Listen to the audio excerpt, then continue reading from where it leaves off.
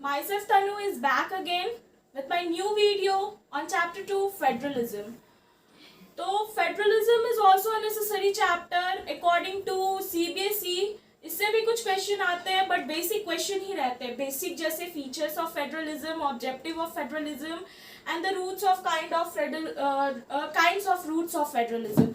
ये सारे क्वेश्चंस पूछे जाते हैं. तो अगर हम इन सब का आंसर हमें देना है तो सबसे बेसिक सी बात है कि हमें ये जानना होगा कि आखिर ये फेडरलिज्म होता क्या है. तो फेडरलिज्म सबसे सिंपल लैंग्वेज में अगर हम बोले ना तो division of power is known as federalism. तो चलिए ये ठीक है कि division of power is known as federalism. तो लेट्स स्टार्ट द चैप्टर. तो अगर हम सबसे पहले चैप्टर को स्टार्ट करें तो अकॉर्डिंग टू NCERT हमारा जो फर्स्ट टॉपिक है वो है कि व्हाट इज फेडरलिज्म. तो फेडरलिज्म होता क्या है. मैंने आपको बताया कि फेडरलिज्म पावर होता है. ठीक है, division of power in different authority और अंडर डिफरेंट अथॉरिटी. तो देखिए यहाँ पे लिखा हुआ है कि it is a system of government in which the power is divided between a central authority and various constituent unit of the country. Means जो हमारे ये रहे हमारा सेंट्रल गवर्नमेंट और ये जो है ये हमारे हैं small constituent units. Constituent units basically जो पावर होता है वो सेंट्रल अथॉरिटी से किसके पास, स्टेट के जो गवर्नमेंट होते हैं उनके पास डिवाइड किया हुआ रहता है. तो ये मान लो बिहार है, ये हमारा है दिल्ली, ये हमारा है मुंबई. तो ये रहा हमारा ये central government. Means we are talking about the Indian government. Okay, and if we are talking about the state government की पावर जो है the power is divided between a central authority and a various constituent unit of a country. Then these are what? These are a constituent units. Okay? Now the power central government का जो power है वो different constituent unit पे divided है. उसी को हम बोलते हैं क्या, फेडरलिज्म. ओके, तो फेडरलिज्म जो है वो 3 लेवल पे या 3 टायर्स पे डिवाइडेड है. बेसिकली वो 2 ही टायर्स पे डिवाइडेड होते हैं but sometimes we take third tier also. And India there is the 3 tier of federalism. ठीक है ना. अगर हम in context of India, in context of India, there are 3 levels or tiers of government. ठीक है, first हमारा आता है सेंट्रल, दूसरा हमारा आता है स्टेट, थर्ड हमारा आता है लोकल. ठीक है ना. तो these three are the tiers or the level of federalism. Okay ना. मतलब जो हमारा पावर है वो या तो बेसिकली वो 2 पार्ट में ही डिवाइडेड होते हैं बट किसी कंट्रीज में थर्ड पार्ट में भी वो डिवाइडेड होता है. और फर्स्ट और सेकंड पार्ट हमारा होता है. फर्स्ट जो होता है वो सेंट्रल गवर्नमेंट, सेकंड होता है जो हमारा स्टेट गवर्नमेंट. एंड बेसिकली किसी स्टेट्स में किसी कंट्री में थर्ड पार्ट भी होता है जिसको हम लोग बोलते हैं लोकल सेल्फ गवर्नमेंट. ठीक है ना. तो इन इंडिया हमारा 3 टायर है. First is central government which looks after all the central issues.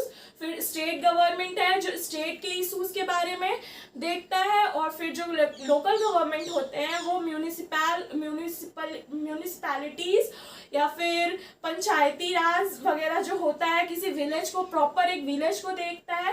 तो ये 3 टायर्स होते हैं हमारे इंडिया में.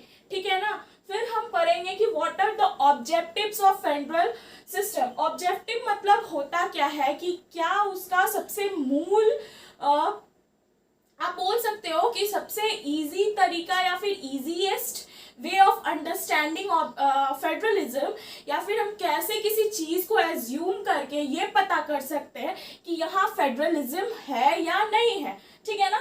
तो सबसे पहला ऑब्जेक्टिव है कि to safeguard and promote unity in the country. अगर फेडरलिज्म ना हो और अगर पावर का डिस्ट्रीब्यूशन ना हो तो क्या India will be a diverse country? No, India can't be a diverse country. क्योंकि देखो यहाँ पे जो होता है क्या, इंडिया में बहुत सारे डिफरेंट कल्चर के लोग रहते हैं, ठीक है ना। और उन सब को एक साथ लाने के लिए सेंट्रल गवर्नमेंट अकेले ही सब कुछ नहीं देख सकता है। उनके अंडर में उनको प्रॉपर हर एक कल्चर से एक लीडर चूज करना पड़ता है, और वही हमारे इंडिया में है, ठीक है ना। जैसे अगर बिहार है तो एक बिहारी गवर्नमेंट भी होगा, फिर एक मुंबई है तो वहाँ के भी महाराष्ट्रियन गवर्नमेंट भी होंगे, मुंबई महाराष्ट्र, फिर उसके बाद केरलियन, फिर तमिलियन, मतलब सारे जितने भी स्टेट्स हैं तो हर स्टेट में अलग अलग कल्चर है। एक मतलब कोई भी ऐसा स्टेट नहीं है ना जहाँ सेम कल्चर को फॉलो करते हैं, सब जगह ही उनका एक अपना कल्चर होता है। और उन सारे कल्चर को उन सेफगार्ड करने के लिए या उनको यूनिटी प्रोवाइड करने के लिए उन सबको एक साथ ला करके इंडिया को एक डाइवर्स कंट्री बनाने के लिए हमने फेडरलिज्म का हेल्प लिया है, ठीक है ना, टू एकोमोडेट रीजनल डाइवर्सिटी। तो ये भी वही चीज है कि किसी भी प्रॉपर एक रीजन में, मीन्स यहाँ पे region we are talking about India, okay ना, पूरे इंडिया में डाइवर्सिटी लाने के लिए किसका जरूरत है? फेडरल सिस्टम का जरूरत है, ठीक है ना। Now we will see what are the features of federalism. तो सबसे पहला फीचर है फेडरलिज्म का कि देयर आर 2 और मोर लेवल ऑफ गवर्नमेंट और there are 2 more tiers of government. तो मैंने आपको पहले ही बता दिया था कि देयर आर 3 टायर्स और 3 level of government, that is central, state और local, but basically we are talking about 2। अगर आप एग्जाम में 2 लेवल ऑफ गवर्नमेंट भी लिखते हो तो वो भी सही होगा, और अगर आप 3 लेवल ऑफ गवर्नमेंट भी लिखते हो वो भी सही होगा, क्योंकि कहीं कहीं 3 लेवल होता है और कहीं कहीं 2 लेवल होता है। But you have to remember that in India there is a 3 tier of federalism, क्योंकि इंडिया में सेंट्रल गवर्नमेंट भी है, स्टेट गवर्नमेंट भी है और लोकल सेल्फ गवर्नमेंट भी है, ठीक है। देन नेक्स्ट कि different tyres govern same citizen but have different jurisdiction. अब देखिए इस लाइन का मतलब क्या है कि अगर हम कोई मतलब अगर यहाँ पे सेंट्रल गवर्नमेंट का रूल है तो सिटीजन तो भाई हम ही है ना, या फिर सेंट्रल गवर्नमेंट हमारे ऊपर रूल करे, या फिर स्टेट गवर्नमेंट रूल करे, या फिर लोकल गवर्नमेंट रूल करे। अच्छा, इस चीज को अगर हम सिंपली कहें तो अगर स्कूल में टीचर हो या प्रिंसिपल हो या फिर डायरेक्टर हो, ठीक है, वो अगर किसी को भी पनिश करता है तो वो पूरे स्कूल के ही किसी एक बच्चे को पनिश करेगा। प्रिंसिपल भी पनिश करेगी तो वो भी स्कूल के किसी एक बच्चे को ही पनिश करेगी। हाँ, ये चीज हो सकता है कि जो प्रिंसिपल है वो हमें किसी और टाइप का वो हमें पनिशमेंट देगी, तुमको दिन भर जा करके ग्राउंड में खड़ा रहना है। हो सकता है डायरेक्टर हमें ये पनिशमेंट दे कि आपको कान पकड़ के जाके क्लास में खड़ा होना है। हो सकता है टीचर हमें ये पनिशमेंट दे कि आपको सबके सामने 10 टाइम सेटअप्स करना है। तो भाई पनिशमेंट तो अलग अलग ही मिल रहा है। जूरिडिक्शन उन लोगों का डिफरेंट है, प्रिंसिपल, डायरेक्टर और टीचर का जो जूरिडिक्शन है वो डिफरेंट है, बट क्या सेम है? जो स्टूडेंट है वो तो सेम है, पनिशमेंट तो आखिर स्टूडेंट्स को ही मिल रहा है।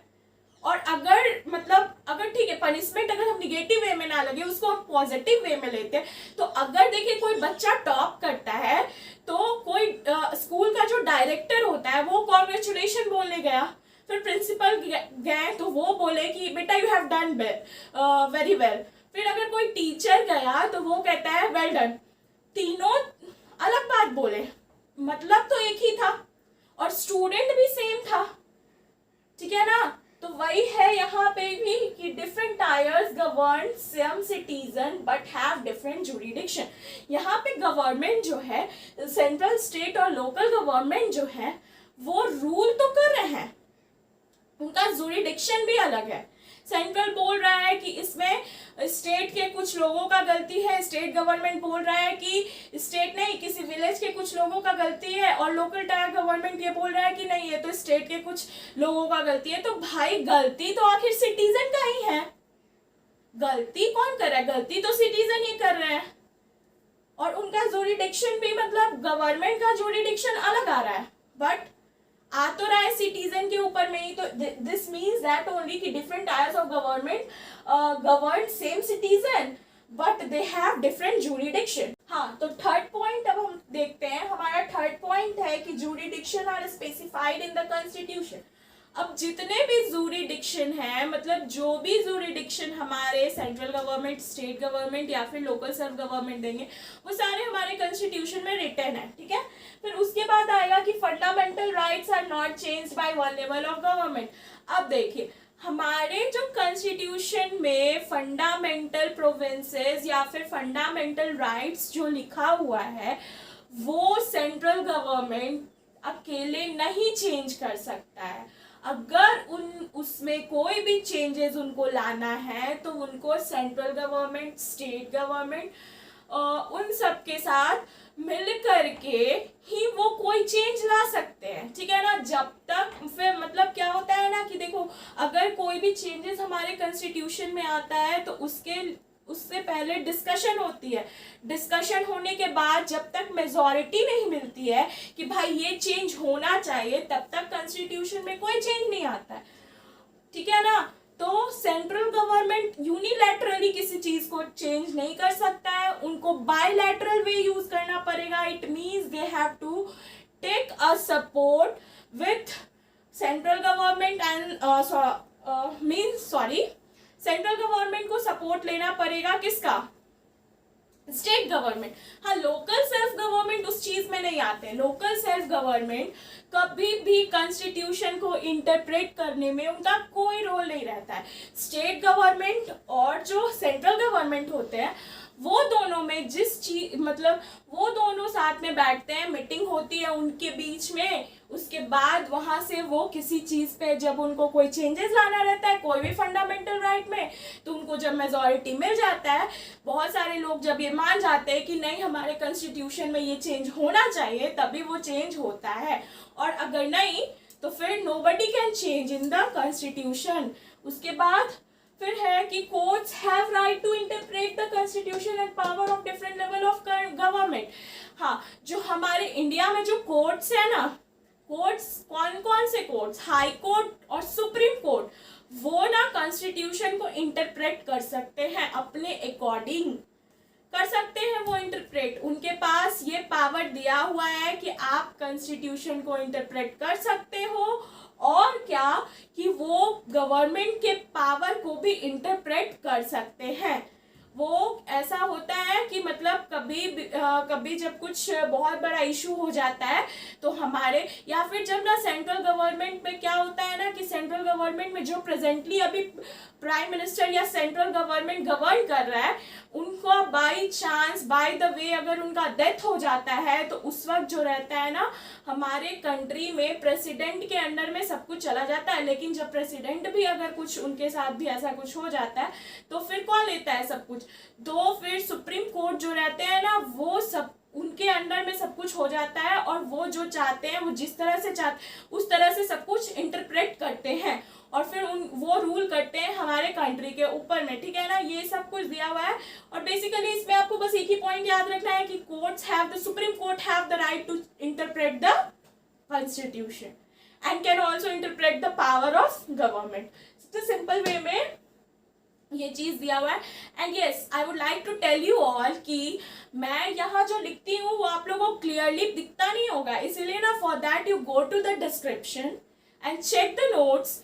बहुत ही ब्रीफ और अच्छे तरीके से नोट्स लिखा हुआ है वहाँ, उसमें आपको कोई भी प्रॉब्लम नहीं होगी। And I will confirm you कि आपको हर क्वेश्चन का आंसर उस नोट्स में मिल जाएगा। मतलब एनसीईआरटी के जो बुक में क्वेश्चंस दिए हुए हैं उन सबको देखते हुए मैंने नोट्स बनाया है। हर क्वेश्चन का आंसर आपको मिल जाएगा उस चीज़ में, ठीक है ना। तो please go through the notes, क्योंकि यहाँ पे जो लिखा होता है वो आपके लिए क्लियर नहीं होता होगा। क्लियर व्यू नहीं मिल पाता होगा, इसीलिए please please please I request everyone to go through the description and please check the notes, surely it will help you a lot.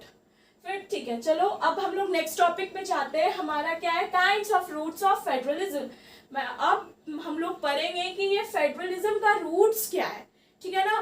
तो इसका रूट्स है सिर्फ दो है, एक है हमारा कमिंग टुगेदर फेडरलिज्म और होल्डिंग टुगेदर फेडरलिज्म।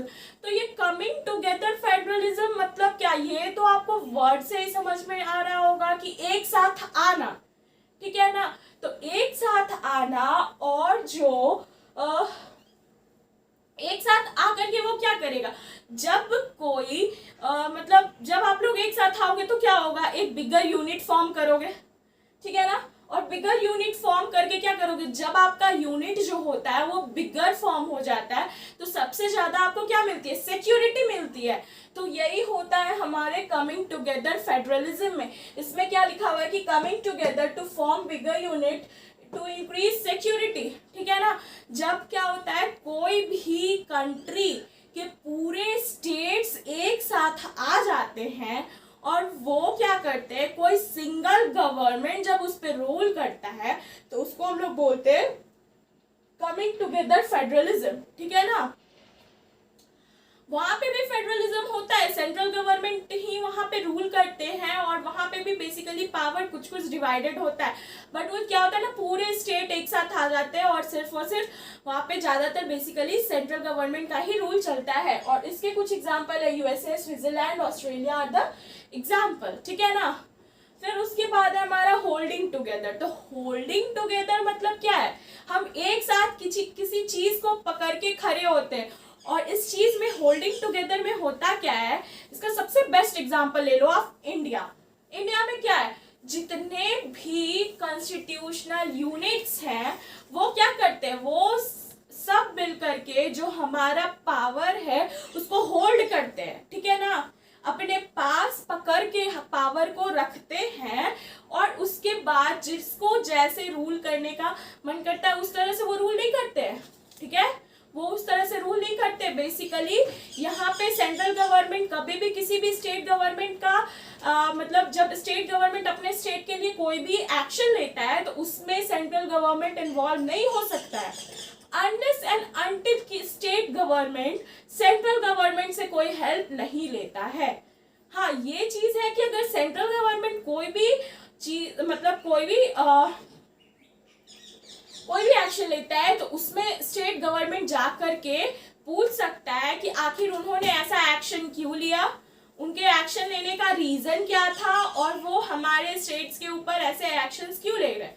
मतलब ये समझ लो आप कि जब स्टेट गवर्नमेंट अपने स्टेट के लिए कोई भी एक्शन लेगा तो सेंट्रल गवर्नमेंट उसमें अब जब तक इन्वॉल्व नहीं हो सकते हैं तब तक कि स्टेट गवर्नमेंट खुद जा करके सेंट्रल गवर्नमेंट से हेल्प ना ले, ठीक है ना। और सेंट्रल गवर्नमेंट जब कोई एक्शन लेता है तो बेसिकली स्टेट्स को मानना ही पड़ता है। बट अगर स्टेट्स को लगता है, स्टेट गवर्नमेंट को लगता है कि उनका जो पावर है उसको इंटरप्रेट किया जा रहा है बाय द सेंट्रल गवर्नमेंट, तब वो जाकर के उसमें अपना ये बोल सकते हैं कि मतलब मेरे पावर के साथ ये खेला जा रहा है या फिर इंटरप्रेट किया जा रहा है। तो ये होता है हमारा होल्डिंग टुगेदर। और इसमें क्या होता है, पावर जो होते हैं ना वो कॉन्स्टिट्यूशनल स्टेट्स के बीच में डिवाइडेड होते हैं, ठीक है ना। यहाँ देखो लिखा हुआ है कि division of power to the constitution, constituent states and the central government, ठीक है। फिर उसके बाद इसके जो कुछ कंट्रीज हैं जो इसके एग्जाम्पल हैं वो है India, Spain, Belgium are the example. और सेंट्रल गवर्नमेंट जो होता है ना इसमें मोर पावरफुल होता है, वो एक्शन ले सकते हैं और एक्शन स्टेट गवर्नमेंट को मानना भी पड़ेगा।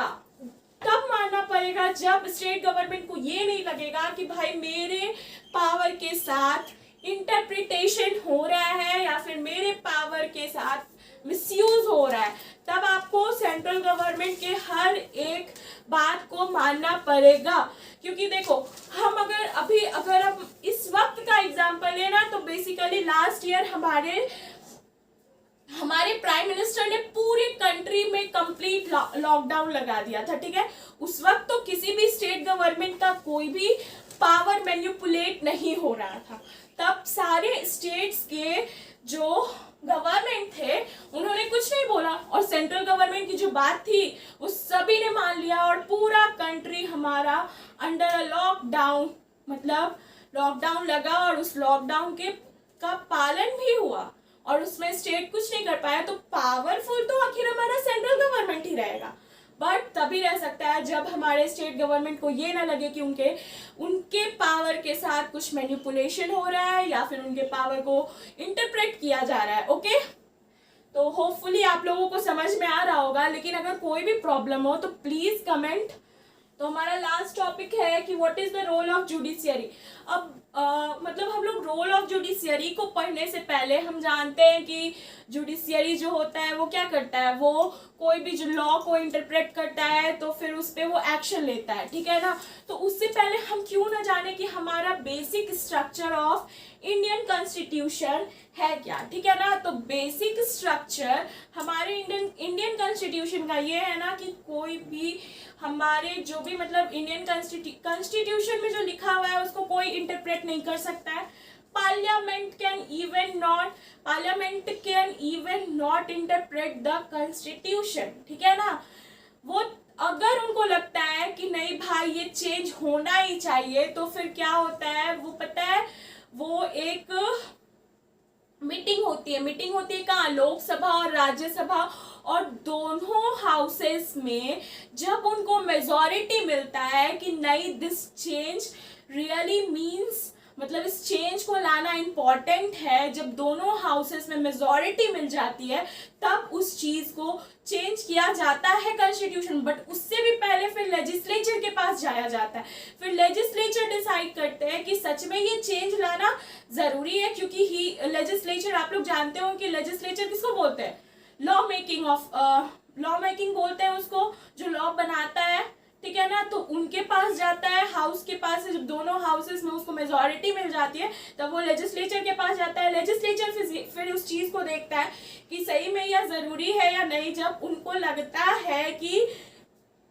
वो जरूरी है तब फिर वो क्या करते हैं, वो कॉन्स्टिट्यूशन को इंटरप्रेट करते हैं। तो ये था हमारा basic structure of Indian constitution.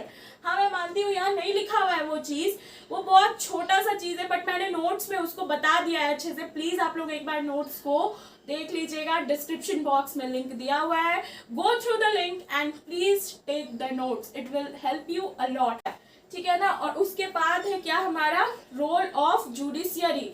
तो रोल ऑफ जुडिशियरी क्या होता है, role of judiciary is to look after the implementation of law. अब वो देखेगा कि लॉ का जो इम्प्लीमेंटेशन हुआ है वो सही तरीके से हुआ है या नहीं हुआ है, और उसके बाद ना कि dispute regarding division of power, then both high court and supreme court can make the decision. मतलब डिस्प्यूट अगर हो रहा है, ठीक है ना, किसी भी लॉ पे या फिर क्या बोल सकते हैं पावर, डिवीजन ऑफ पावर पे, तब कौन देखता है उसको, हाई कोर्ट और सुप्रीम कोर्ट उस चीज को देख सकता है। मतलब दोनों कोर्ट जो इंडिया में है, हाई कोर्ट और सुप्रीम कोर्ट, वो देख सकते हैं, वो उस चीज को चेंज भी कर सकते हैं अपने का अकॉर्डिंगली, ठीक है ना। यही है जुरिडिक्शन ऑर्डर। जितना भी मतलब लॉ को इंटरप्रेट जो भी लोग करते हैं ना, लॉ जो भी रहता है उसके साथ कुछ अगर गलत करते हैं लॉ के साथ, तो उनको उसकी पनिशमेंट भी देता है जुडिशियरी उसकी पनिशमेंट भी उसको देता है, ठीक है ना। तो यही है हमारा रोल ऑफ जुडिशियरी। अब हमारा जो नेक्स्ट टॉपिक है वो है distribution of legislative power in India, ठीक है ना। ये जो टॉपिक है मैं आपको नेक्स्ट पार्ट पे एक्सप्लेन करूंगी। So it is all for today in this video, and go through the description box, you will get the notes. Thank you for listening me.